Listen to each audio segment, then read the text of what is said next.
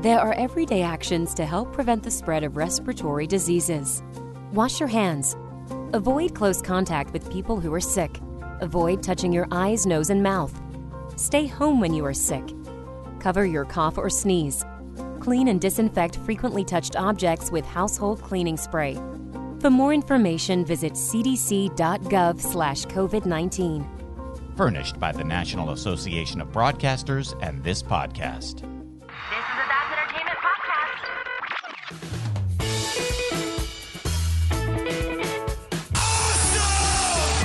Awesome. Just tell people they're awesome and mean it. Awesome. Did you have an awesome time? Did you drink awesome shooters and listen to awesome music and then just sit around and soak up each other's awesomeness? Awesome. That was awesome. You guys are awesome. No, You're awesome. no. You are awesome. Sir, you are awesome. Seriously. Awesome. Everything is awesome. Welcome to this week's edition of Everything is Awesome. I am your host, Kevin. This is the show where we sit down and talk to awesome people about awesome things. And this week we have a returning guest from, I really should have looked it up because I don't remember the episode numbers, but it was I think double digits was the last time our guest was on. And both for his solo show and for our roundtable, the initial Dark Knights of the Round Table episode before we started taking that show live at conventions and stuff. He's here today, just to chat because why not, but also some cross promotion because I'm appearing on his new podcast. Probably, I think if this episode's out right now, you can probably listen to at least part one, if not both part ones and part two, over on the Batman Book Club. Please welcome the host of that podcast, Mr. Ryan Lauer. Ryan, how are you? Hi, Kevin. Oh, I am great. I'm fantastic. I want to thank you for having me back on. Everything is awesome. It has been a while, but I always cheers to you because the first time I ever did a podcast was for Everything is Awesome, the Dark Knights of the Round Table. That was the first time I ever did it. And it still blows my mind that was the first episode and I didn't have you on the show proper, but before inviting you on the round table. You might have maybe slipped some hints to me, kind of seeing if I'd be interested, and I was probably way too scared and just took off running. Right. But then I finally just I grew up and said, you know what? Yes, let's do this. I don't know. We may have also had both that scheduled, and then it makes sense. I want to do this Dark Knights of the Round Table thing, which was, I mean, I haven't gone back and listened to it, but I just have, and I explained this on I think it was, unless you cut it out, I think we talk about this on the episode that I'm on your podcast, but it was such a bad edit because there was so many Zencastr connections. It literally, I think we recorded it and the goal was to get it out within a week. And I think it took me 2 to 3 weeks to edit that episode. Woo. Yeah, I don't envy your editing on that one. It's a lot. There's you and 4 others? No, I think 5 others. 5 others. Oh my gosh. Yeah, I think there was a total of 6 of us on Zencastr, which I love Zencastr. It's made, I've been remote podcasting since Everything is Awesome episode 1, with a few, my in-studio guests are rare. And more often we have remote panelists or guests or whatever. And, but so for me, Zencastr has been, a savior. And now during this pandemic, they have been a savior to, I would imagine, many of a podcaster. Oh yeah, definitely. I haven't done as much recording, I don't think, during the pandemic as maybe I could. However, that's because, basically I had quite a few episodes banked, as it were, and I didn't want to get to recording episodes 4 months before I publish. I want the window to be a little closer so that I remember, right. And especially in conversations, and not be so coming up next week, and then be oh wow, actually that next week was 3 months ago or something like that.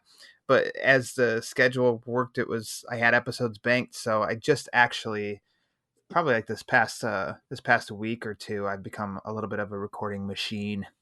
Right. It's the pandemic, and I mean, man, it feels like that's such a general term now.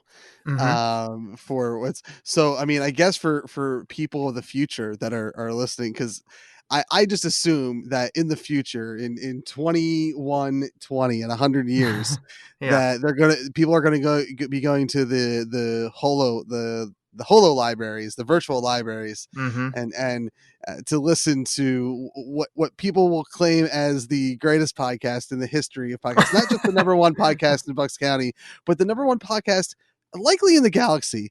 Of course. Everything is awesome with Kevin Gallagher. People are going to be listening to that, and so if you're listening to this in 2120, the pandemic we keep referencing here is the COVID-19 crisis, coronavirus, of like late 2019 and damn well near half of 2020.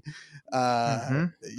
And it's, one would think that what this has proved to me is that, like, given literally all the time in the world, um at least for me, speaking for myself, I won't be the guy that gets oh, let me write my script, let me get caught up on this and that.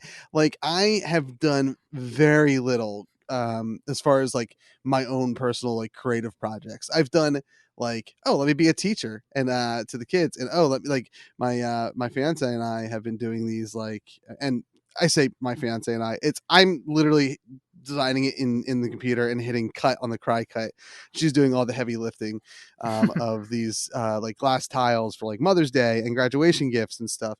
And so like I've been doing that. Like, I've been getting that creative kind of side of me out, but with crafting and stuff. But yeah, I've just recently kind of like got back into podcasting and whatnot. So I have not been as I've been productive, I feel, during the pandemic, but not as productive as I thought I could be during this. How about you? How are you holding up during these craziest of times?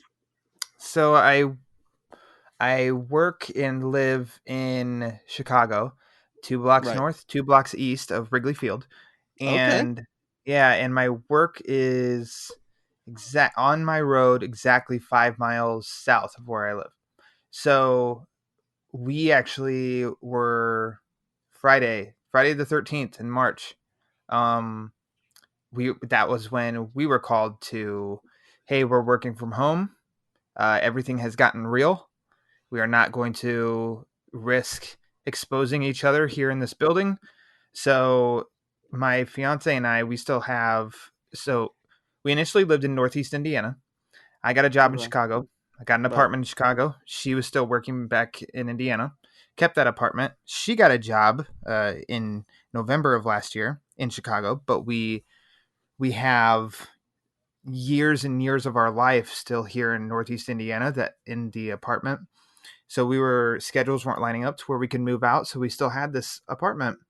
And when we got assigned to work from home, as you could imagine, an apartment in Indiana is 3 times as big as an apartment in Chicago, and significantly cheaper.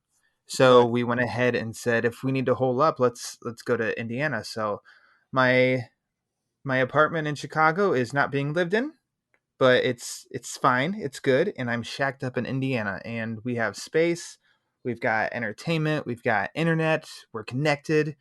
So we're doing okay, we're doing all right. Good. Good.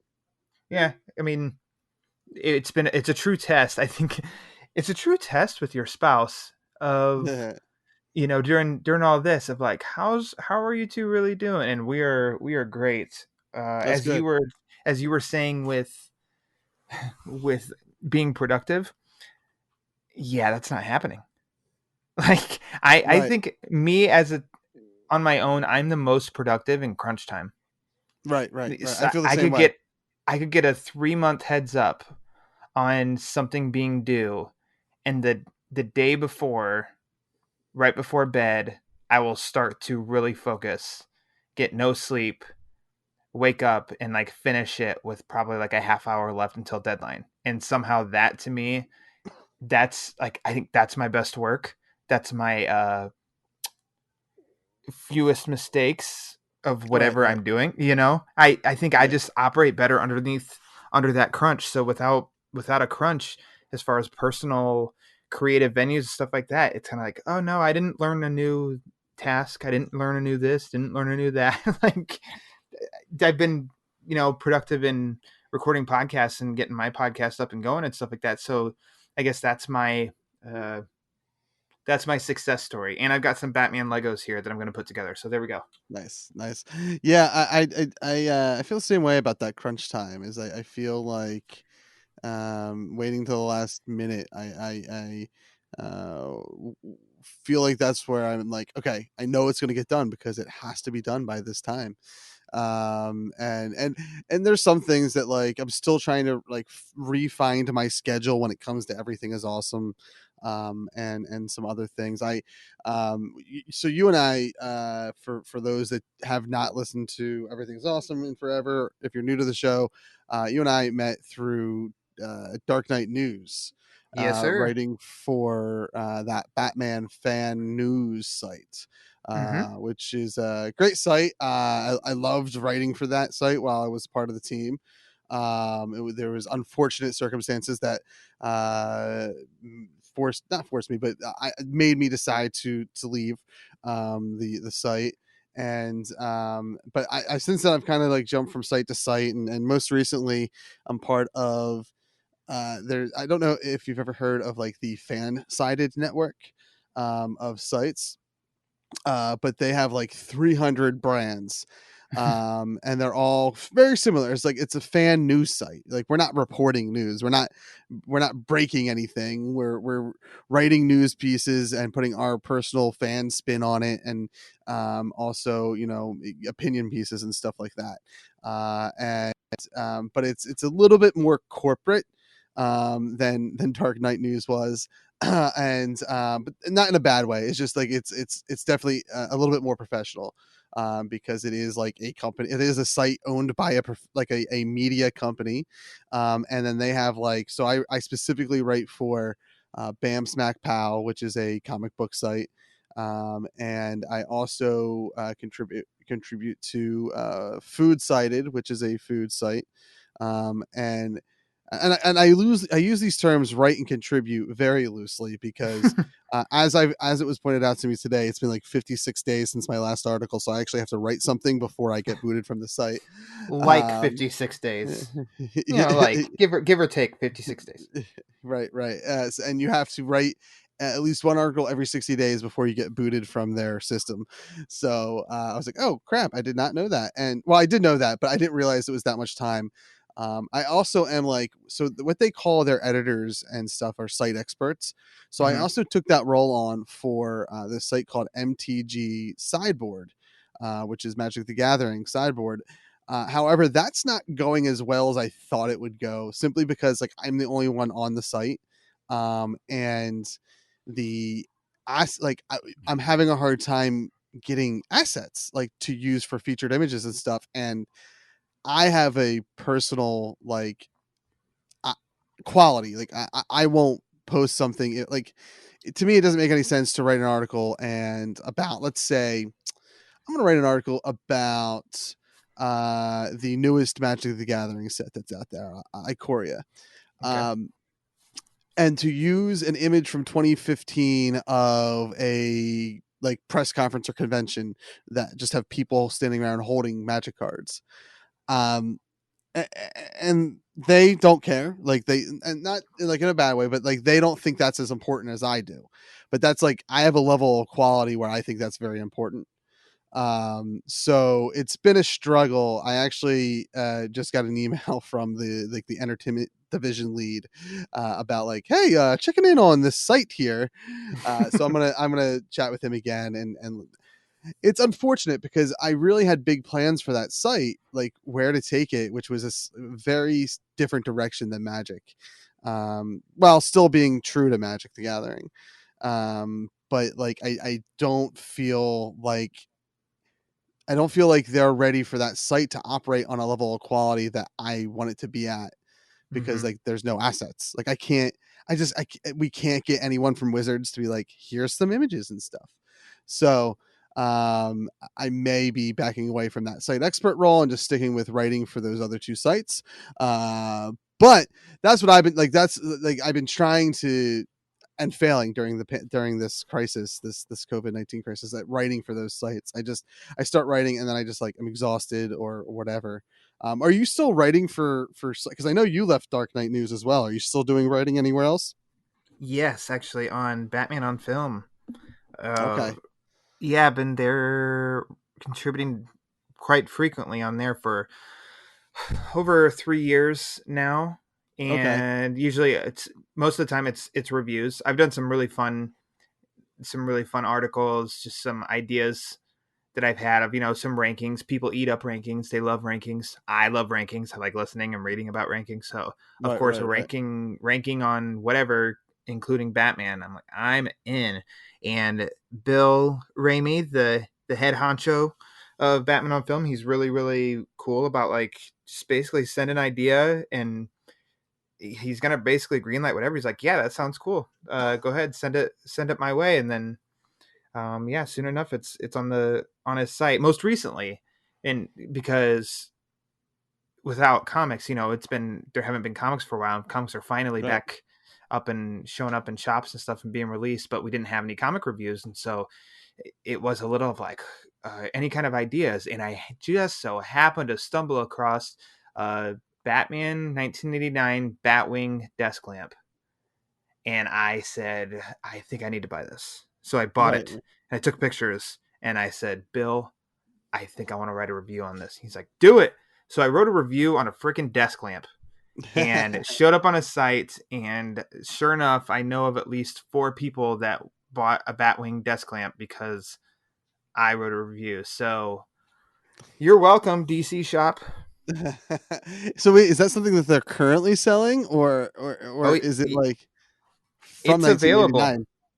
No, Wow. it's available. I don't know how new it is as far as Right. if they just released it or if it's been a few months or if it's been out for a year. But I've never seen it before, and so I clicked, and it was like $50, which yes, expensive, but also it's like that's doable. Like if it Right. was like 100, I'd be like, no, absolutely not. And there, but 50, Right. it's like because that's kind of cheap enough, but also expensive, like not too cheap where there's going to be quality. And sure enough, that thing is awesome. Right. It's got some good light. It does what I need it to do, and it's quality. Uh, it's yeah. So if I don't know if you need a lamp, That's I feel like that kind of stuff, like the geek kind of office type stuff, it's always going to be you're paying for that license, you know. yeah. And I like so right now my studio slash office, like it's not like I don't have one. Like I kind of we have like a corner of the family room slash playroom that is like it's basically my little section. I have like a lot of my D&D books and my dice here, Hmm. because I've been playing that a lot more lately. But also like it's got our heat press on here for when I'm doing shirts. And like I got like drawers full of um like vinyl to cut for all these projects that my fiance has been doing, and I'm helping as much as I can. I'm good at the t-shirt pressing. I can do that. At putting vinyl on glass, I feel like that's not my strong suit. So I don't do that. But yeah, so like my corner here isn't really like it's me, but it's not. I got my droid from Galaxy's Edge sitting next to me, R4D20. And I have shoulder Groot, little baby Groot that sits on your shoulder, on my desk here. And I have the child from the Mandalorian, the child plush. It's like I think life size, Wow. like an 11-inch plush that he's also here. And then I do have a Batman, like we were before this is last summer, pre-pandemic. um we went to a flea market in which flea market? I think, did we go to the this means nothing to you because you're not from around here. I think we went to oh god, it starts at Columbus. I think we went to it's in like Columbus, New Jersey. It's like a big flea market. That's like everyone in this area, in the greater Philadelphia area, like rave about. And I went back to the car to get something or to put something away, and the kids saw a Batman tin sign, like one of those like 11 by 17 tins, and they bought that for me. So I have that sitting in front of me on my desk as well, until like I have a more permanent location to hang it. But yeah, but Fabulous. I mean that's our office space, guys. Everything is awesome has turned into like the podcast version of Cribs. Like this, like let's describe your studio. But yeah, so it's been an interesting time. Like it's funny that you mentioned March 13th is kind of when things like went down for you. I feel like here in Pennsylvania, very specifically, well, yeah, I would say Pennsylvania in general. I would say like maybe the week before that, schools were like, or maybe that Monday, like the Monday before the 13th, I feel like is when schools were like, schools are gonna be closed for the next 2 weeks. Mm-hmm. And then I think that Sunday, like so the 15th, I believe, me and my buddies went paintballing. Up in the Poconos, because I think that weekend, I think the 13th, like 13th through the 15th, that weekend, like Bucks County went on like a semi lockdown, like it wasn't like official, like nothing was like officially locked down, but like it was borderline like, is it safe to do anything anymore? But the Poconos didn't care. Like I don't know. Does the Poconos mean anything to you when I say that? No, the Okay. word sounds kind of familiar, but I know. That's my Philadelphia ignorance for you. So Poconos is like a ski town, and like the Poconos is like a very, in my mind, it's like a large area of just like mountains and snow, and like you go skiing there and go paintballing there. There's whitewater rafting. It's very, very not like country, not like Smallville country, Mm-hmm. but it's I can't think of like a comic book equivalent, but it's like it's very ski, like it's the mountains. It's the best. Like you go there and you sleep in a cabin and whatnot. And so they did not care about anything. Like they were like, no, we're not closing anything until our governor officially shut everything down the 16th at 8 p.m. that Monday. So like our last big hurrah my last big hurrah was going to play paintball on the 15th of, was it the 15th? I'm almost positive it was the 15th of March. And then yeah, since like March 16th, I've been from March 16th to May 17th, I was quarantined up with everybody else in the house. And then I my job sent me back to the office last week. And Pennsylvania is so that's a good question. Kind of swinging this whole pandemic back to hope. Like Pennsylvania is moving to yellow, I think almost fully. Maybe not. Maybe there are some counties that are still going to be in red, but we're moving back. I think the 4th is our last day of like shelter in place, and I think at 8 p.m. on the 4th, which means on June 5th, Friday, Pennsylvania like halfway opens or whatever that means. Like we begin letting people venture out with masks and stuff. So what's going on in like your neck of the woods / like Chicago? Like I'm assuming you're keeping a foot in like the happenings of Chicago as well, since eventually I imagine you're going back there. Yeah, so here, like, I was better at understanding what each phase was, but as soon as Indiana lightened up at closer to the beginning of May, like their first, or I guess phase 1 was the lockdown, right?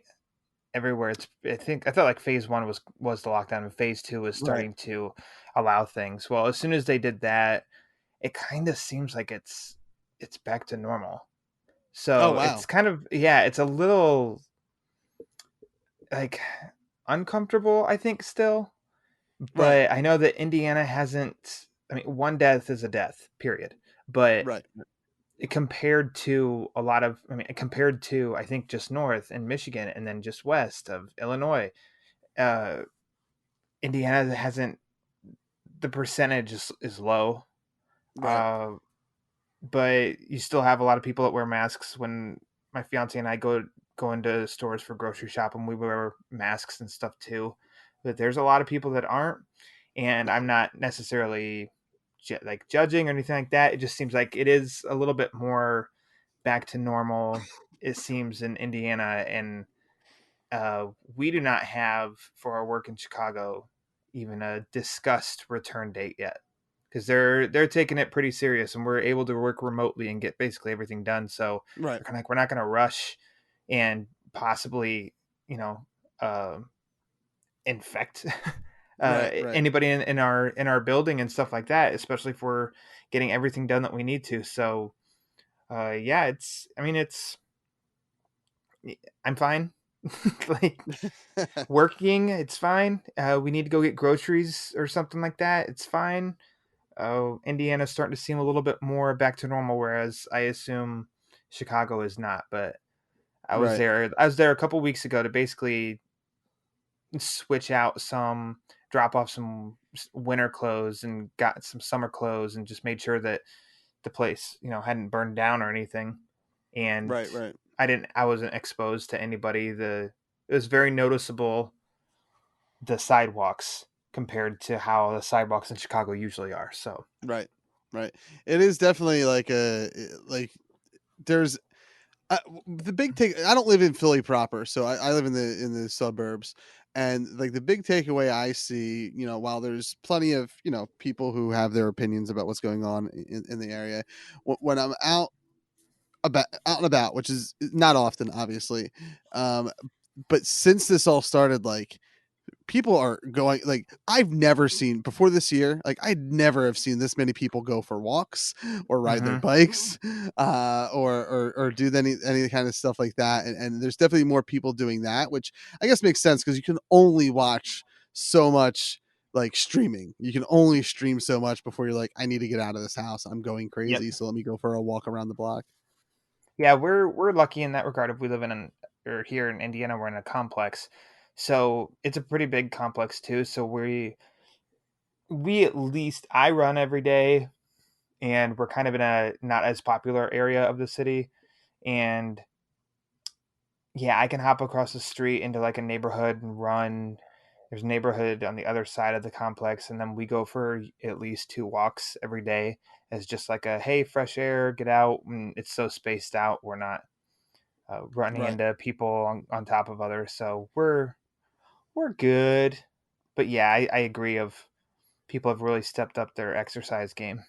Yeah, yeah. I mean, I have not, because I've gained like 30 pounds on, because we were and it sounds like you guys are maybe in a similar boat, but we were very lucky in that we both were still collecting a paycheck this whole time.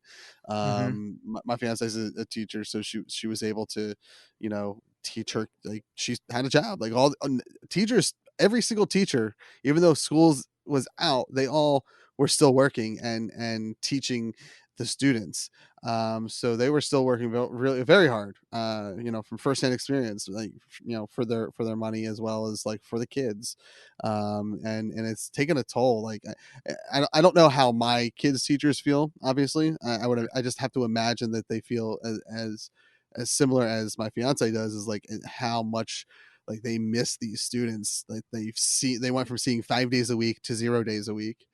um but we were very lucky in that she was still working, I was working remotely, so I was still collecting a check. And we decided to like support small and local businesses, Hmm.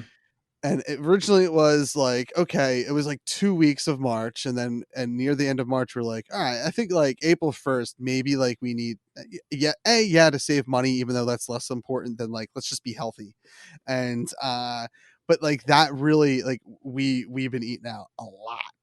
and supporting local businesses still, or at least like we are ordering from chains as well. But like the mindset there is like, well, the community works there, so like we're supporting like the community because they have jobs to help prepare food. So we've been eating out a lot, and I've definitely put on a lot of weight. A lot, like I'm not at my heaviest. I think probably the last time you and I talked, I was probably at my heaviest around 260. So I'm not quite back up to there, but I'm inching ever closer to that heaviest I've ever been weight.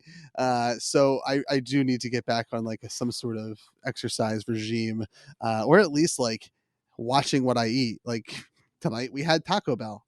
Again, not local. We're not supporting local business, but we're supporting the community here. And like I had 2 Dorito tacos and a chicken quesadilla for dinner. I didn't need all that. I did not need all that. But that's Fatty McFatty Kev. So we did really good there for at the beginning and for quite a while, making food at home. And then the past few weeks, it's been bad. Yeah. we've been naughty, and we recognize this, and we're like, we need to dial it back a little bit, get back to the make food here at home. Right, but right. we've supported local businesses too, though. Excuse me. Yeah, it's and I think it's like, obviously if you're not in a position to do it, like take care of you and your own first, but that's something that I've been like very like vocal about, like is if you're able to support local business or support local creators, even like don't even though this episode at some point you'll probably hear a promotion for my Patreon and all, if it's not pre-recorded, I try to also follow that with like support other creators.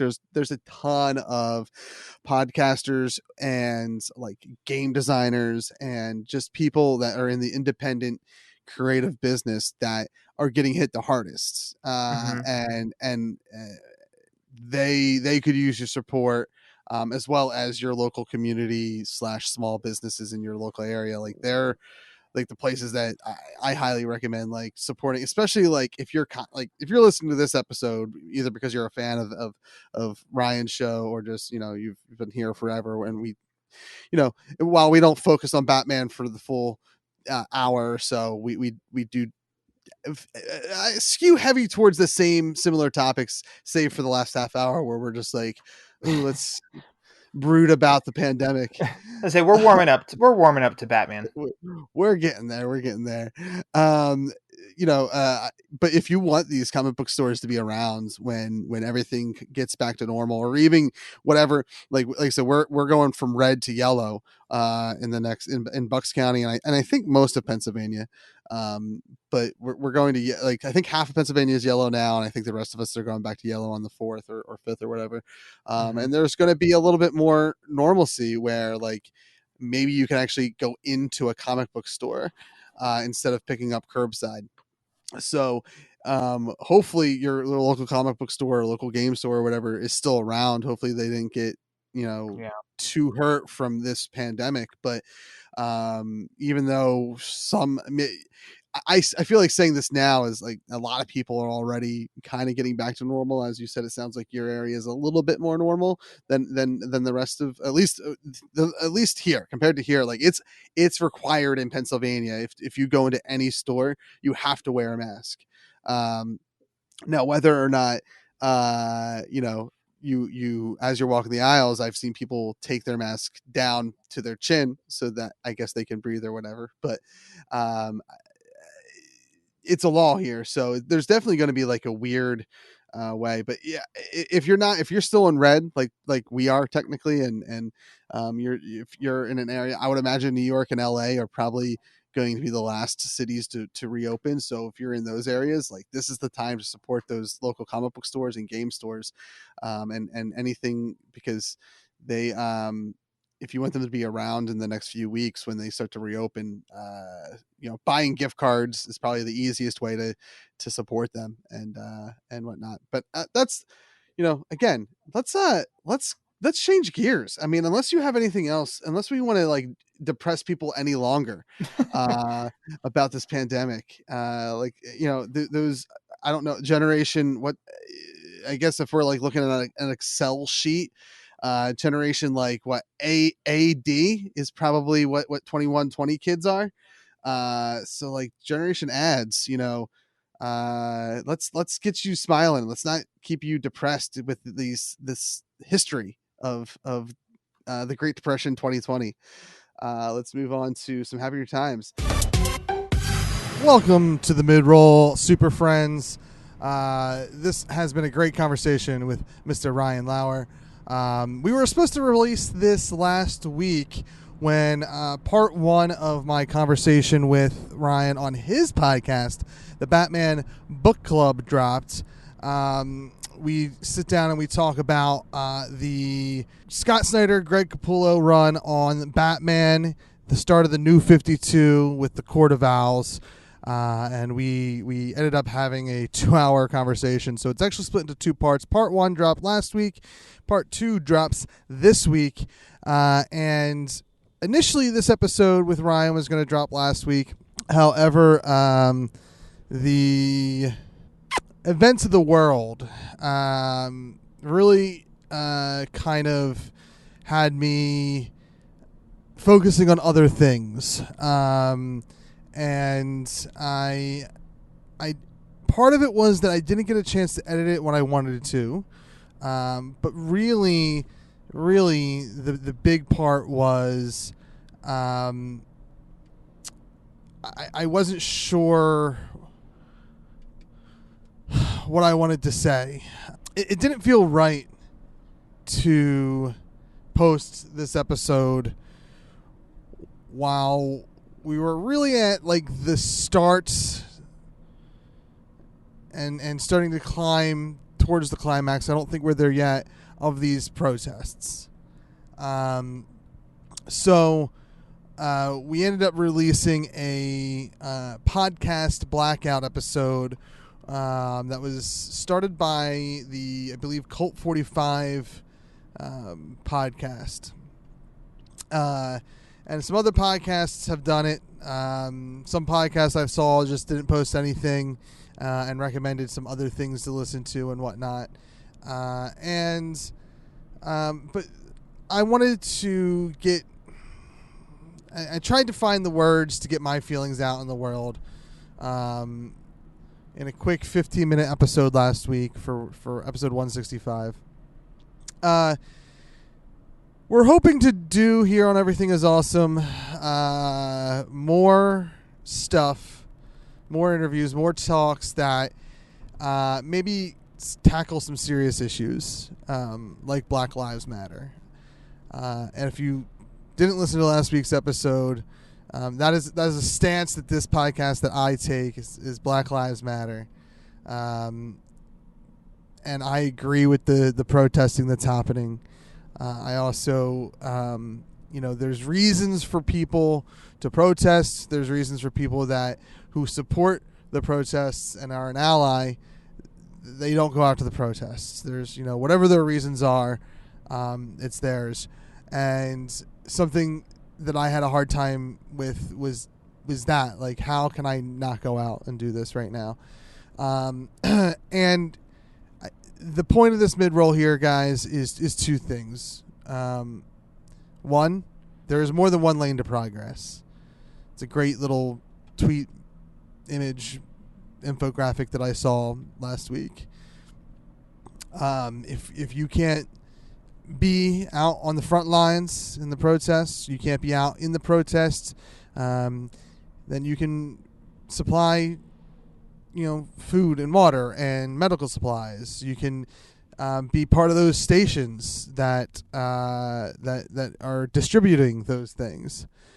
If you can't do that, you can be a vocal voice.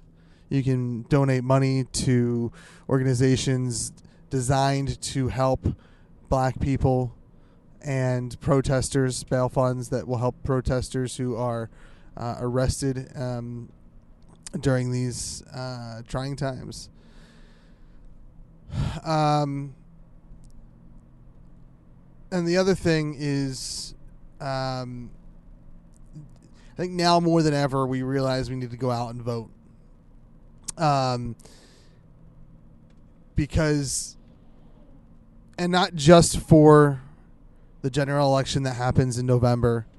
Those are obviously important, but every election matters, and you need to get out there and you need to vote, because it starts from the ground up with your local community, and if you can make a difference there, that can grow. So go out there, register to vote if you're not already registered. Normally we save the call to action until the end of the episode, but I'm bringing it to the mid-roll because it's important that we go out and register to vote. Make sure you register to vote. Voting is how our voice is heard, and it's how we can make a difference from the ground up, as I said. And more importantly, if you're like me and you're white, you need to be an ally to our black friends, our black and brown friends. They are unfairly judged by everyone. And there is, in many of our systems, not just the police force, though that's the conversation, there is systematic racism. And changes need to be made across the board. And the very first thing that you can do to help make that change is, first and foremost, and this is again for the white people out there, is you need to take a long look in the mirror and get ready to admit to yourself that your entire life you have been living with white privilege. Now, that doesn't mean that things come easier to you just because you're white. No. Compared to a black person, absolutely, things are better for you. Doesn't mean you get money handed to you. Doesn't mean that you get jobs handed to you. It doesn't mean that your life is necessarily easy. What white privilege means is that you get to, I guess, essentially be innocent without any kind of doubt. You can, for example, hold a microphone in a car driving, and likely, as a white person, no one will care. Now, I can't speak for the black community. I can't speak as to how they feel necessarily.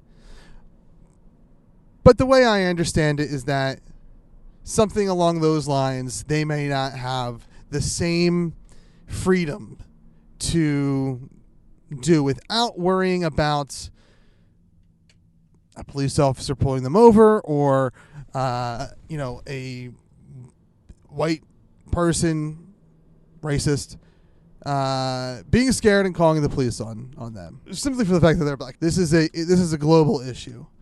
Someone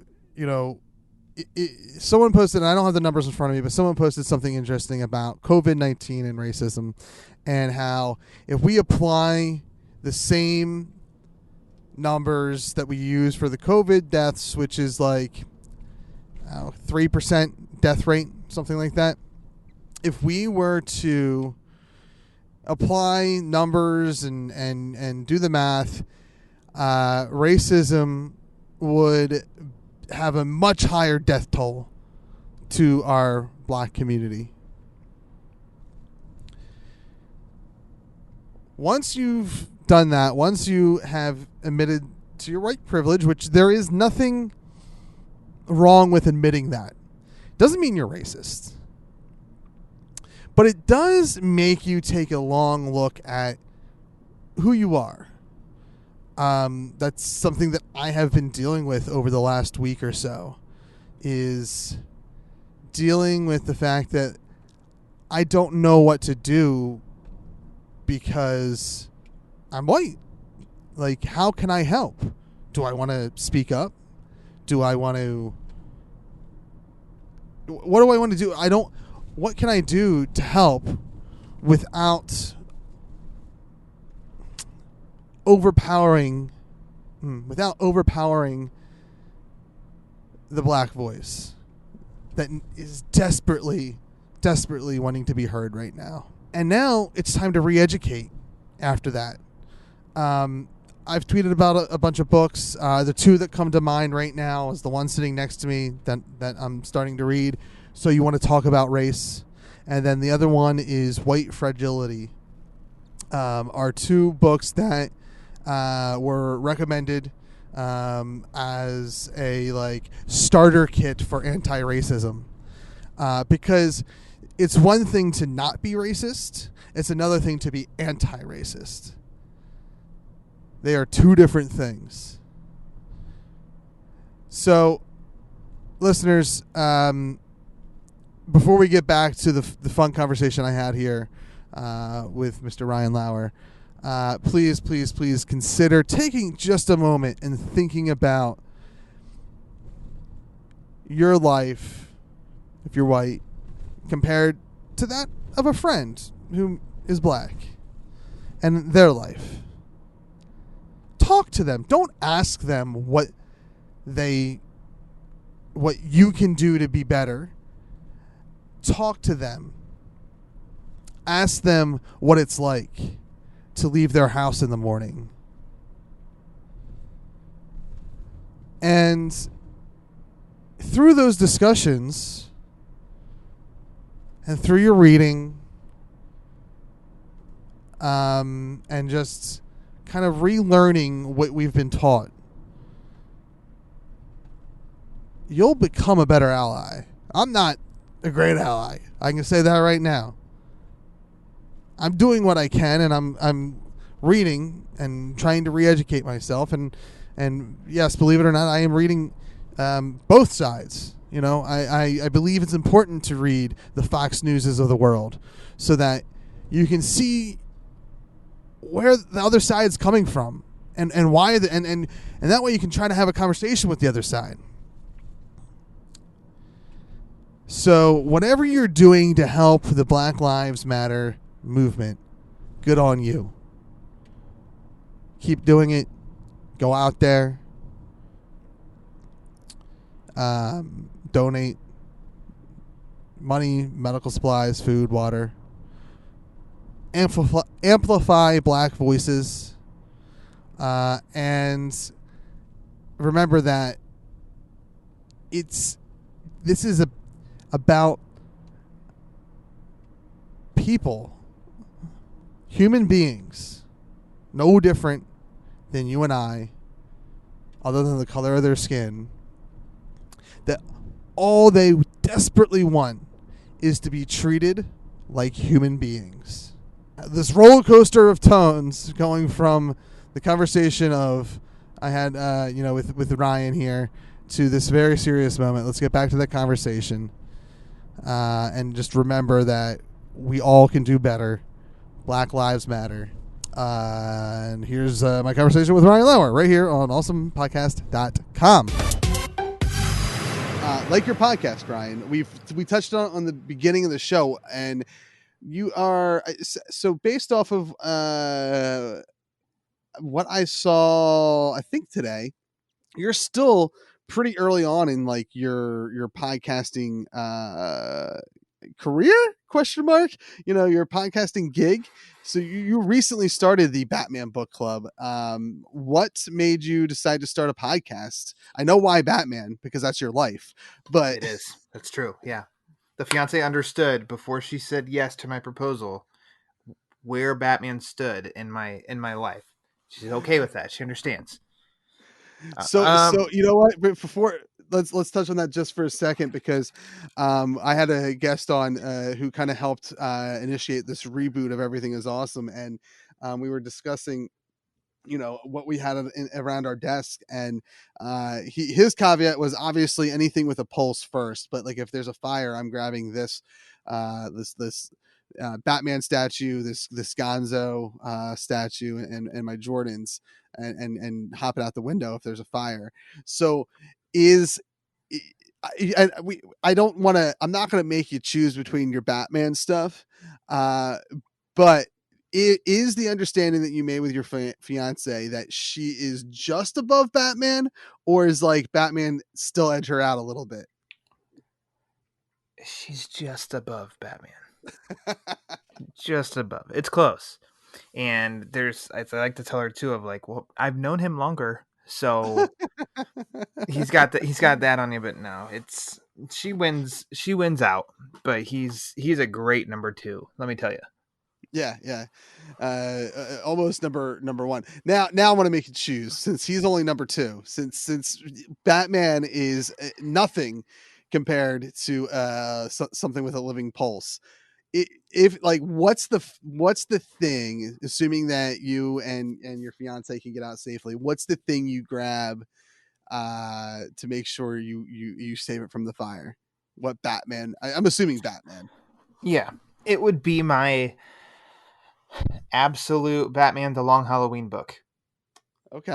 For non-comic nerds, absolute editions are big versions of certain stories, and they're big. The art, so basically, it's just think you like watching a movie on a normal size TV. Well, yeah, you'd pay a little bit more to be able to watch that same thing on a big TV. Well, that's what absolutes are. They are big versions of a story, and that Long Halloween, they throw the book in it or the original story, and then so many extra things and all that. It's just like, it's my favorite Batman story as it is, and then to have a bigger version of it with all those extras with interviews and all that stuff too. I love it. So that would be the one thing that I would grab, because I think to go and buy it now, it's pretty expensive, which it already is kind of expensive starting out, but right. The story itself, I know I could replace almost anything, but yeah, I like that big book. It's mine. Yeah. My answer, I have, because I also have my lightsaber that I made in Galaxy's Edge. Like, it's not on display. It's in the bag, but it's just around the corner from my desk here. And I feel like I have enough. Like, again, assuming that the dogs and the kids and the fiance, like, they're all safe outside, and everything with a pulse is good.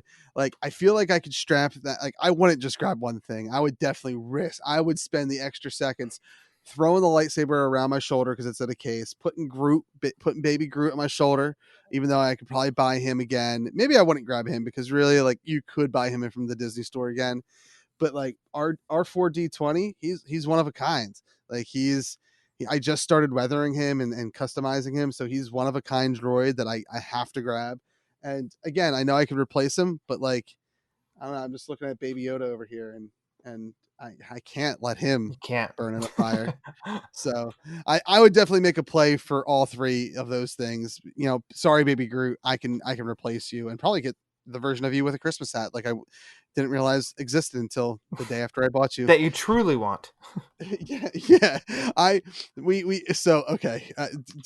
Before we get to your podcast, we went to Disney in November over Thanksgiving, and so on, I believe, whatever day we went up to, I think Disney Springs, the kids got a porg that, like, it has a magnet, so you can sit it on your shoulder. You put the magnet underneath your shirt, and then the porg can sit on your shoulder. And I got the Groot version of that because I wanted the porg, but I also was like, well, I don't want to get the porg if you two are getting the porg, because then we just have 3 porgs in the house. And like, really saying that out loud, I don't know why I didn't get the porg. So I ended up getting Groot, and then the next day must have been Black Friday. And we went back again, and they had the same things, both the porg and Groot, but with little Santa hats on their heads. And I was like, I can't believe that we bought these non-Christmas porgs and Groots, and now we can get Christmas ones, which we did not. I refused to spend more money on those, but yeah, I would like Groot burn. Sorry, Groot. Because then I could probably get the Christmas one, or I would just get the Christmas porg, because again, sorry, Groot, you're not porg. Anyway, the question that we asked 17 minutes ago, I think, was about the Batman book club, and how you went from timid podcast guest to acclaimed Batman podcast host. Acclaimed. I mean, just breaking records every episode, just breaking more records. It's the critics have spoken, the fans have spoken, and this this is the podcast. Second to Everything is Awesome, obviously. Of course, So yeah. in 2120, people listen to Everything is Awesome, then they'll be listening to the Batman Book Club. But yeah, I mean, in 2020, I mean, we're the number one podcast in Bucks County. I just assumed that Batman Book Club is the number one podcast in. I mean, I guess you can choose whichever county, since you kind of have a foot in two counties with where you're at now in Chicago. So so you can pick that. But in 2120, when we're fighting for control of the galaxy, yeah, I mean, we're the top two spots. absolutely. Take that, insert podcast here. Literally every other podcast. Every other podcast. So I'm a nerd, but I like to say that I'm like a very down to earth nerd. Okay, I'm not the comic book guy in The Simpsons, kind of the actually specifically sort of dude. But I have loved Batman my entire life. Love Batman. I am known by anybody that I know as the Batman guy. You know, everybody has their. I'm not the only one. There's somebody in Illinois who has a big group of friends, and that person is the Batman guy or the Batman gal or something. And in New York, there's a Batman guy or Batman gal. You know, but for me and here, growing up, I was the Batman guy, and listening to podcasts definitely were some. So when I with you writing for Dark Knight News, that was step number one of like, sweet, there's a creative outlet and it's writing about Batman. Then podcasts became bigger, and I was Batman on Film had podcasts, you know, and we're basically talking about the Batman movies. And then some other podcasts came along. Like there's another one that I really like to listen to, run by Andy DiGenova it's called Holy Batcast, and they cover obviously like Batman and DC news and stuff. So it's kind of like, well, I don't need to start another Batman movie podcast, because what could I even do that's different than those two? I don't have any sources. I don't have any inside scoop or anything like that. It's like, sure, I can talk about it, but I'm able to be on Batman on Film podcasts and talk about the movies. Okay, cool. What I'm not discovering, and I'm not saying that they don't exist, are like Batman comic podcasts. And I'm like, I read Batman comics. Like it's about 90% of my comic book reading is Batman. Right. Like if it's not the current stuff, then it's going back to stuff I've read before, or going deeper into the Batman archives and reading stuff for the first time from, you know, the first stories and stuff like that. And I thought, you know what, I should just maybe, after I got to be on, like, you know, on your show and then got to be on the Batman on Film ones, I'm like, I want to talk more, because my everyday people that I see are not comic book readers. So it's kind of like, oh my God, who do I even talk to about this? I need to nerd out a little bit. And I wasn't coming across many like Batman comic podcasts, or at least not ones done in a style that I want. And so I started thinking, maybe I can just start my own. I started to ask a bunch of people that were already doing it. And I know I'd reached out to you, and I was just kind of I think I was getting a little intimidated, because it's almost like there were some things that were like, oh yeah, you don't make sure to do this or something like that. I'm like, I don't know what that is. I don't know what that, I can't start something and not see it through. And in the words of Ron Swanson from Parks and Recreation, which takes place in Indiana, never half-ass two things, full-ass one thing.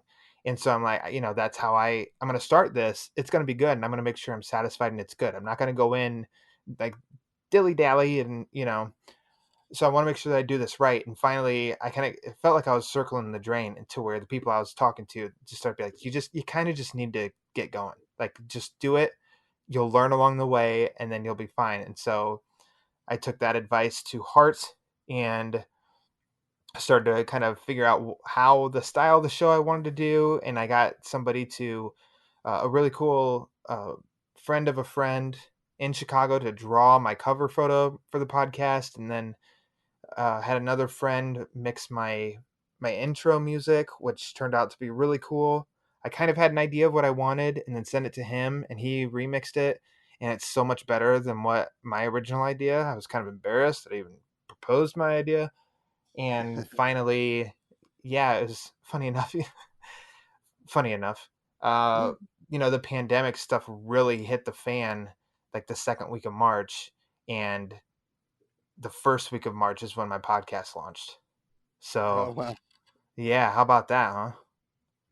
Yeah, I mean, and it's actually probably, you know, while not purposely done, like what a great time to launch a podcast about Batman, very specifically the comic books, because while you know there might be plenty of comic book readers out there, or even just Batman fans of the movies, like, hey, there hasn't been a Batman on film in some time, and there isn't going to be one until As 2021, of unless now, that's been pushed back. yeah, yeah, you're right. So like, and then also like there hasn't been new books out either. So like, what a time to start a book club that maybe focuses on like past storylines of Hmm. Batman. So like, yeah, it sounds like a very happy accident. I mean, again, I know COVID what you mean. 19. Yeah. We would rather that not be a thing, but you know, it has been. There has been some. and I don't. I hate to use the phrase silver linings because that implies that there's some good that comes out of COVID-19, and really I don't think there is any good that comes out of COVID-19. You know, No. because there's a Yeah. lot of death involved with it. But I guess the point is like there, despite the tragedy that we're all kind of living in right now, and for some people it's zero, you know, that level. Some people don't care. I'm not saying they're wrong, but they are. And you know, for a lot of people it's like they've it's hit them in some level close to home, whether it be they've had family members who were sick. I had someone that caught it. Luckily they pulled through. But there's been other fit people that have had people in their family that got it and weren't so lucky. um so out of all that darkness, you know, there's been some like little spotlights of like happiness, where you know we see, you know, generally speaking, and maybe it's just the community I follow on Twitter, like I feel like the online community about like about this situation has been very positive and very like we're in this together, and more so than even my local community. Like I feel it like locally in my section, but like when I go beyond that, like and going to the stores and you're seeing everything sold out, like I do feel like there's, in the real world, there is some, for lack of a better term, shit stains out there. um but the online community, like that's something that I did not expect from Twitter, specifically because Twitter is a hellhole. But I did not expect to see the sense of togetherness on social media. Um, and for some people, where like, oh my god, my escapism was Batman. Where am I going to find Batman? Like, I think this is a really great podcast that like either, oh, I can hear people geek out about Batman, and I really like that. Or, hey, you know what? I've never went like me. I'm one of these guys. I've never read anything prior to Scott Snyder Batman. Mhm. Maybe that might not be true. I may have read some Batman stories, but But realistically, you saying that definitely gives along what you get your point across by even right? saying that though. So I get it. Yeah, and and I've heard you talk about The Long Halloween for as long as you and I have known each other and I've never read it, Yes. and like and I'm sure like when I sit down and listen to that episode, I'll probably pause it and be like, you know what, let me go and read this first. And I think that's something that's really great about like the timing of your podcast. While the it's unfortunate what's going on in the world, it is actually something that's needed right now, in the sense of like there are people craving Batman, and you're giving them like, hey, here's like, because obviously your first few episodes are like the highlight stories, like the must reads that you got to read in the Batman, even if they're like maybe just your own personal must reads versus the general consensus must reads. Like there's still that they're that good enough that you're featuring them on your show. And if someone again like me who hasn't read Batman Year 100 or Batman The Long Halloween, that's all stuff I'm like, oh, maybe I'll go back and read that stuff. So first of all, totally unplanned. So the first 3 episodes are from 3 guys that I've come to be really close with through a Batman on Film, and I reached out to them first, and just so when I reach out to a guest, I say, hey, would you like to come on, basically, and go ahead, choose your Batman story, just as long as we haven't done it, and my next 2 lined up recordings or whatever, they haven't chosen it. As long as that hasn't been taken, go for it. And the only stipulation is basically like Batman needs to be prominent in the book. So while it may not be a Batman book, say it's a Justice League story or something, Batman needs to play kind of a key role, Right. That's kind of the whole point of it. Cause otherwise you could get like, oh yeah, I picked an Aquaman story. Okay. Batman shows up. It's a 200-page book. Batman showed up in one panel on page 94 and that's it. I'm like, well, that kind of defeats the purpose. That's stretching it too much. Let's keep it a little contained. And the 3 guys, they ended up choosing Batman Year One, The Long Halloween, and then Dark Victory, to where Year One is so like a great starting point. If somebody needs an introduction to Batman, boom, there's your book. Long Halloween kind of plays as a sequel to Year One, and then Dark Victory is a direct sequel to The Long Halloween. And I'm like, holy crap, there you go. Like, that's funny how that aligns, in which I'm sure nobody cares, but me, I cared. I'm like, that's pretty cool. I like that. That's the first 3 episodes are like the first the kickoff for Batman and as an introduction, and that was great to do. So there's like the headliners, and then we got some later on some wild card picks in a sense, and including 2 of them. One was called Batman Thrill Killer, and I'd never read that before. I hadn't even heard of it, and I don't know how I hadn't heard of it. And I'm like, well, this is awesome that I'm getting exposed to something, a Batman comic that I'd never read before. And then Bill Raimi was on, and he chose Batman Year 100, and that book had long been championed, and I'd never read it before because it was kind of a turnoff as far as like looking at it in the art. And I'm like, I don't really like this art, and it seems it can't be Bruce Wayne because it's in the future, and I know I'm totally blah, blah, blah. But I ended up reading it, and both those stories, which I'd never read, spoiler alert, I really liked them both. So that was really cool and rewarding too. And then another aspect is, well, I'm going to ask somebody, and they more than likely they're going to get to choose their favorite Batman story that maybe they've never gotten to talk about before and geek out about. Sweet, right. Come on, let's geek out for an hour just talking about your favorite Batman story. That's awesome, great, and it works because I think that the way that the show is that it's evergreen, meaning that you could listen to it as soon as I release it, or you could listen to it in 4 months, or you could listen to it in 1.5 years, and you're not behind. It didn't like it's not old news or anything. You can play it whenever you want, and it works. And I kind of really wanted that too, because there's definitely benefits to topical podcasts with breaking news and stuff like that. But a lot of people could listen to it once, and then the news has changed in the next couple months to where it's like, well, we'll never listen to that again. Whereas Kevin, okay, spoiler on every episode of it, we dissect the book, so do not listen to it Long Halloween until after you read it, Kevin. Okay. Just want to say that. But maybe you'll read it, you'll listen to the podcast, be like, oh cool, and then a couple years go by, you'll read Long Halloween again, and be like, hey, let's go back and I want to go back and listen to that episode, see if you know what I mean. You could revisit it a couple times, and so that was something else that I liked, that whole evergreen idea behind it too. And then to basically what you kicked it off with of I was just kind of doing it when I started way before knowing any pandemic was on the horizon, was just, well, obviously I just hope that anyone that finds it and gives it a shot, that they're just kind of like, yeah, that was fun to listen to. That's kind of all I want to make sure that it is. Like, it's entertaining to listen to. I'm not in it to, let's find a book that is just awful and let's rip it apart. I'm going to be honest. Fortunately, everything I've read so far is good, like good stuff. And I'm sure there's going to be a book at some point that I'm going to be like, I wasn't the biggest fan of this, but I can respectfully like disagree. It's not going to be some negative trashing thing. Cause overall I'm a optimistic person and positive too. So that's kind of the whole point to it, to where hopefully people will find it and they'll listen to it and they'll keep listening to it. And if they don't like it, well, then that's fine.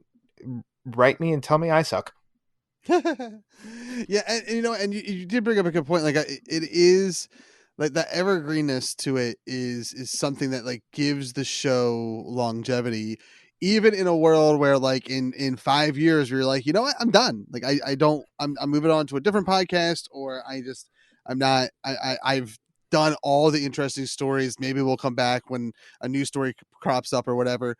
But regardless, as long as it's out there on the internet, like you can listen to it, you can re-listen to that. And that's something that, like, my show has no re-listenability. Like, people listen to it once, and I would imagine for the most part, like, it's a one and done show. Like, we're not telling a story. We're just sitting around and talking about pop culture. Like, this episode, half of it is very grounded in 2020, while the second half is very grounded in, like, oh, we're talking about Batman, whatever. So I mean, I guess there's a mix of it, but like, I do the opposite of what you're doing.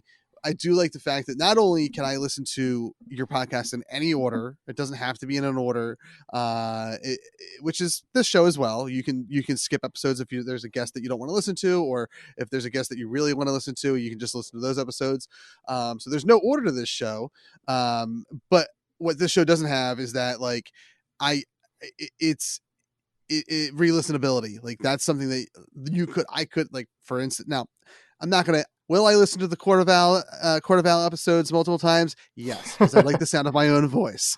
But will I listen to?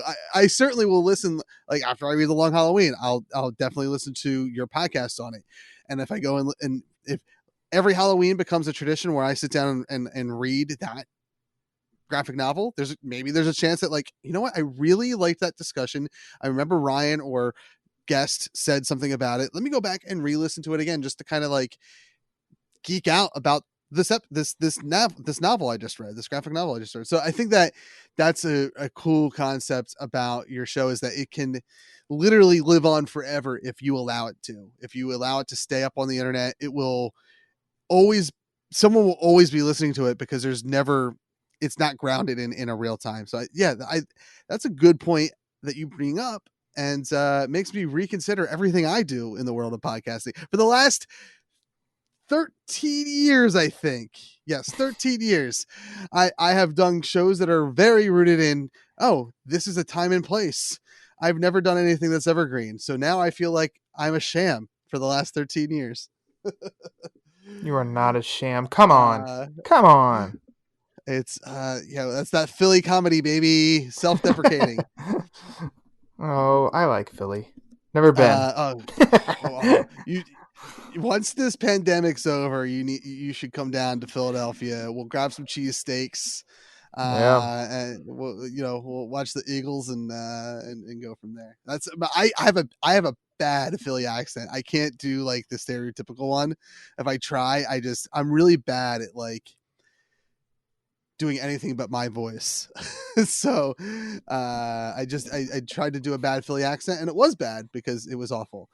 Anyway, I don't even know what a Philly accent is. I don't know necessarily. I mean, I know when I hear comedians do, like, Hal Lublin is a co-host on the We Got This podcast. He's originally from the Philadelphia area, I believe, just the next county over in Monco, if I remember correctly. And he does, like, a really fun, like, fake Philly accent that's just, like, very thick and watered on. There's she's a comedian who has done work for Comedy Central, I think for, like, the President's Show or something like that. Christine, I want to butcher her last name, Nagel, I believe. And she has, like, a improv character type thing that is like Aunt Sally, I think, from Philly, and she has a very thick Philly accent. It's hard to determine, but I used to travel around a lot for work, like probably 15 to 20 years ago. God damn, I'm old. And I would go up to, like, Massachusetts and stuff, and people would comment on my Philadelphia accent while I was sitting there listening to them say "ka" and "target," and, you know, what their New England accents. But they would comment. From what I understand, we have very nasally O's. So, like, when I would be up there doing work, I would ask for a Coke, and they would say, "What?" instead of Coke. What? Coca-Cola, like soda, and like, so that's what we have for I think that's our most defining feature in our accent is our O's are a little nasally. But Coke. I don't know what that means. I don't know how to, like, Coke to me sounds normal. Coke. I don't know how I'm saying it Philly, but apparently I'm saying it Philly. Coke. Yeah, maybe how you just said it seems like it would be COHKE. Maybe. Otherwise, it's not that noticeable unless if we hadn't gone down this road and you just said it, then I would not think anything of it. Right, but for some reason there are people that pick it up, and it's like, and like, so, like, I don't really hear it. I don't notice accents unless they're obvious, like, because again, like when I'm talking to someone from Massachusetts and they say, "Wow, you got a weird accent," I say, "Oh yeah, when you watch a movie, do they sound like you or me? Because unless the movie is set in the New England in Boston, like they don't sound like you. Like, watch Batman, they sound like me. They don't sound like." So like I always have a hard time with accents because, like, to me, like, I sound and a typical Midwestern accent I can pick out, but for them, I've talked to people that from the Midwest that sound like me. I've talked to people in the South that sound like me. I've talked to people from the South that sound very Southern, but it's a very interesting concept, accents, to the point where, like, I actually I have a friend that I met, and we're gonna wrap up soon, but one last tangent, I promise.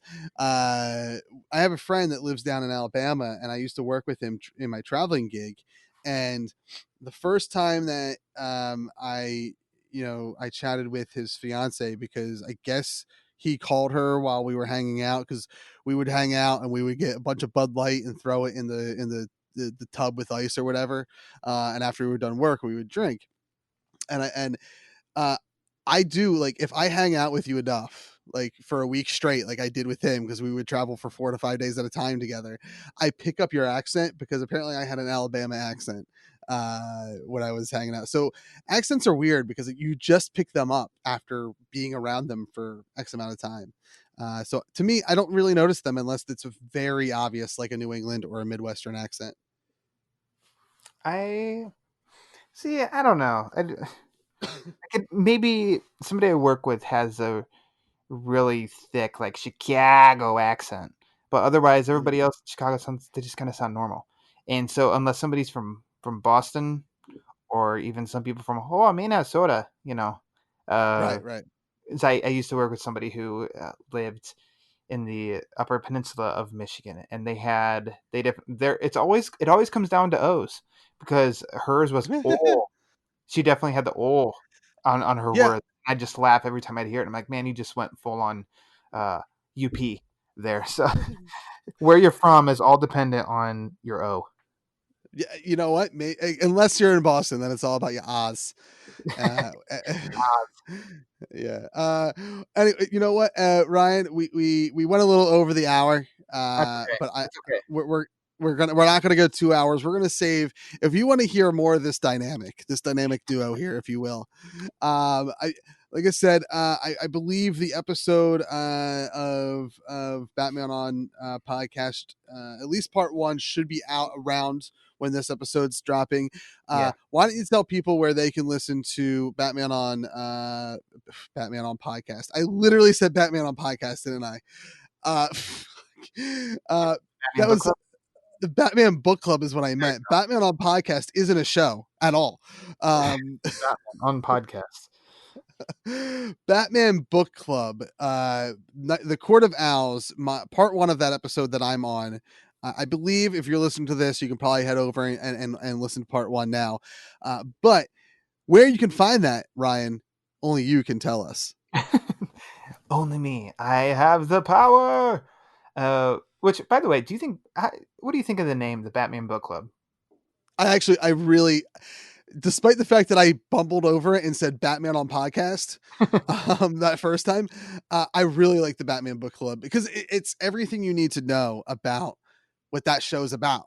And again, I think it's if I'm a casual Batman fan and someone says, hey, you know what, you should read The Long Halloween, and after you read that, you should go check out this podcast, Batman Book Club, where they cover these storylines. They spoil the fuck out of it, but but you should. And by the way, you won't hear that kind of language. I don't think I dropped an F-bomb.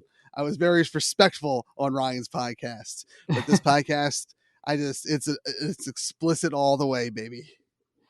Yeah, because actually, Garrett Grev, he did the Dark Victory episode, and he was one who had said, because I was like, man, I kind of feel like Batman Book Club kind of sounds like almost a little like nerdy and maybe a little kiddish or something. And I said, but I wanted Batman in the title, and I kind of don't want to come up with something clever or whatnot. It's like somebody's just like, I'm looking for Batman. Boom. Like they just type in Batman and there it is. And he said the exact same thing that you just did of like, well, there's no secrets. I respect something that just tells you exactly what it is in the title, and there's no mystery about what your podcast is about. And I said, okay, well, that's good. That's kind of what I was, that's what I was hoping for. So, the full list of all episodes, it's on podbean.com, but, most people listen to it on Apple Podcasts. That's where I listen to everything, is through Apple Podcasts. But I mean, look up on either one that you want. It's also on Spotify. It's, I started on SoundCloud, but I don't think it's up to date because it's just not as, I just don't feel like it's as user friendly. It's not as, like, what do you want to say? You manually have to go in. You're kind of limited unless you want to pay for more. So I think you'd have to delete an episode to add an episode. Now I'm at that point. Whereas Podbean and Apple Podcasts and Google Play. Sorry, there is another big one. There's Google Play. Most of the people listening are through Apple and Google Play. But I don't try to promote too far in advance of like guests and what episode is going to be about what book. Already had one technical glitch that made me have to shift schedule, and though nobody cared, Kevin, nobody cared, but I felt humiliated that I had to be like, actually, it's not this book this week. The episode's going to be about this one instead. And I felt like a defeated man. I was like, I'm sure I've lost all my fans, but they stuck around. And I usually only say through Twitter. Twitter would be the best way of, hey, coming up next week. That's usually what I try to do is, hey, coming up next week, and I say what book it is in case somebody's like, oh, sweet, I haven't read that before, or I haven't read it in a long time. That gives me a week to read it, and then I can listen to the episode, so that they don't do what you almost would do and listen to it before ever reading it and then get spoiled. Twitter is at the Batman BC. So there you go. At the Batman Before Christ. I'm just kidding. And I'm looking at the logo now. It's a really sharp logo. That I assume the Twitter avatar is the same as the iTunes logo. I should know because I literally just downloaded an episode of your podcast, but I did not pay attention to the logo as I did so. But yeah, it's from a guest point of view, it's such a fun show, guys, and I highly recommend if everything that Ryan has done on the Batman Book Club is half as good, which I can guarantee you it's probably twice as good because I just lower the bar on any show I go. So they're all twice as good. Go look at what some of the titles that he's covered, read those. As he kind of said, the first 3 episodes, and I've read year 1. That's one that I have read, and I could say from that is a very good title to especially hop in on Batman. So find yourself some Batman stories you haven't read yet. Even if you have read them, reread them. Join Ryan and his guest for discussions on Batman.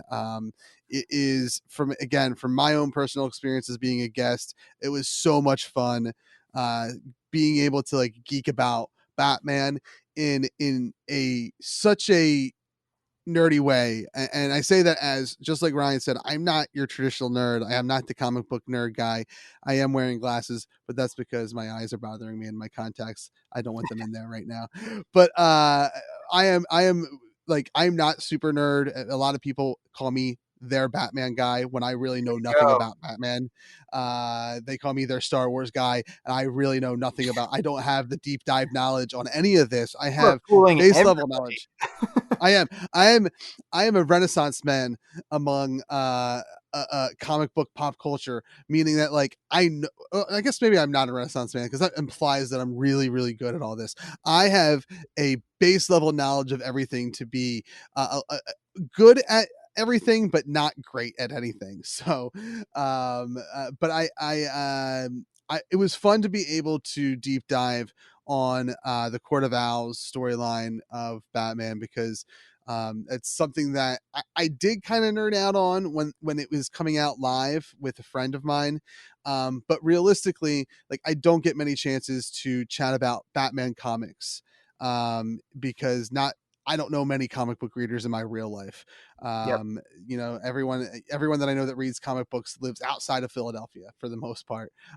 There's a few people that I know that read comic books, but you know, so being able to sit down and geek out and just like, I mean, I want to say we did a lot of time on issue 5 of Scott Snyder's and Greg Capullo's. There's a lot of time devoted to issue 5, and for good reasons. So, you know, I go check out the Batman Book Club after you've read the stories. Don't let yourself get spoiled, because I think half the fun in reading these stories, and I can say this very specifically about the Court of Owls, because reading it a second time, while it was probably a third time if I'm being honest, but reading it this latest time to be a guest on your show, while I enjoyed the heck out of it, everything I loved about issue 5, it wasn't as great as I remember that first time reading it, because I was expecting whatever that the surprise that I'm not going to spoil right now is. So do yourselves a favor, and before you listen to the Batman Book Club, if you haven't read the story that's being featured on there, go read that story. Like I'm going to do when it comes to the Long Halloween, because I don't want to be spoiled in some of the greatness that I will be exposed to as a first time reader. Yeah. So it's funny because we split some editing duties. Eric Holzman he's a producer for the show. So he was the second guest, and he talked to me about the Long Halloween, and we kind of trade off back and forth of editing episodes so that we can kind of so that I'm not pressured of like, okay, record and hurry up and edit so that I can keep things on schedule. We go back and forth. So he's kind of like, hey, you've got 3 weeks to edit an episode. And then I basically got like, 3 weeks to edit one, and blah, blah. We stay consistent and stuff like that. And he had to edit one. My episode 6 was Scott Snyder's The Black Mirror, highly, highly, highly recommended story. And he had to edit that, and he hadn't read it before. And he's like, well, thanks, dude. It just spoiled the shit out of it. Like, you knew what you were getting into, but oh my God, I'm sorry. Well, Ryan, thank you for being on the show again. It was a pleasure to talk about, everything, just catching up on life in this what I would call the darkest timeline right now. But then also enjoying our conversation about the Dark Knight himself. So, thank you for being on the show. And of course, you're welcome back anytime. You are the man, Kevin. You continue to show me the ways of podcasting, and it was great. It was great having you on for something that we laughably expected to last a minute or an hour tops. We're both talkers, so when we get together, we always go longer than we say, and then we threw Batman into the mix, and it's like, come on, right? Come on, the signs were there. The signs were there, but it was great talking to you about that, and always it's fun. It's been too long coming on here to just chat and shoot the shit, so to speak, So heck yeah. Thank you, sir. Yes, of course. And so we're going to throw it to me in the future, who is going to wrap things up here. Sorry, Jeff Stormer. I totally just stole that from you. But yeah, so I haven't figured out how to end these shows quite yet, because you, Ryan, the guest, don't get to hear my outro, and somehow this has to transition. And you bet. Do the Wayne's World. Shout out to Ryan Lauer for being on the show. Great conversation. He's been on the show, I believe this is his third time now. He was part of the original Dark Knights of the Round Table conversation, where we sat down and talked about Justice League, the movie, and then we had him on as a guest after that.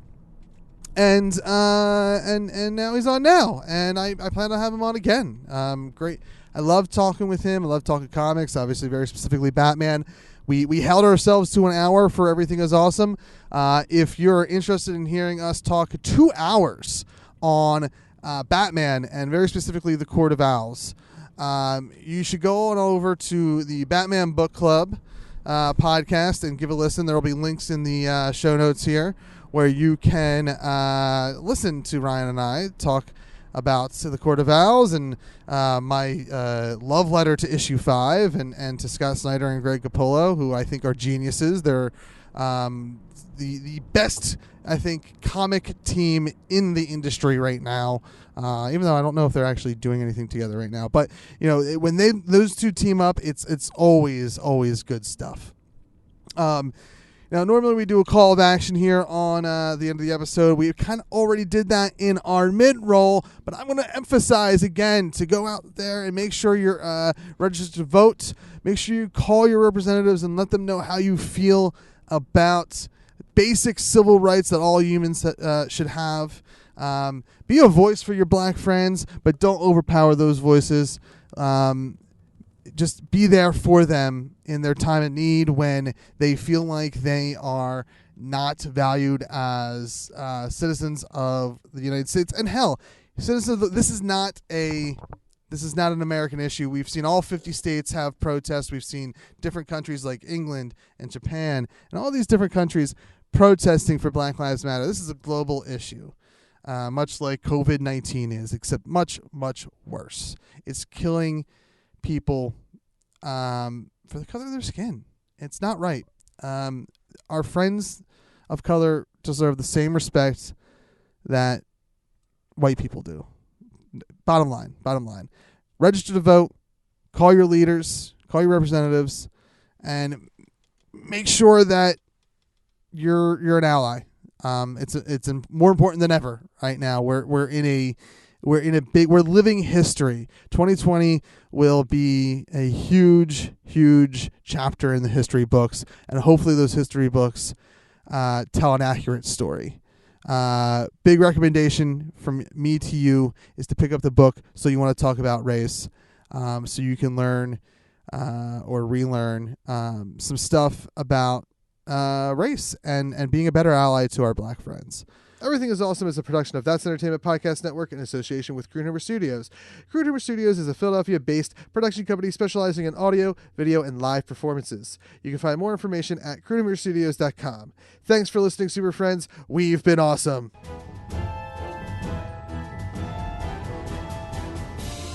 This episode of Everything is Awesome is brought to you by Tellus. Tellus is a fantasy world created by Michael D'Angelo. Spanning 15 novels and novellas, Tellus is a place of magic and splendor, where great heroes fight for the people. Some of these heroes are blessed with the strain, granting them uncanny abilities. The Tellus universe is medieval superhero fantasy with steampunk elements that mix with several different mythologies. With so much to choose from, the world is in your hands. Get more information, purchase the books, and discover the world of Tellus at Tellus.com. That's Entertainment Podcast Network. Entertainment and culture. Artist-owned, fan-supported.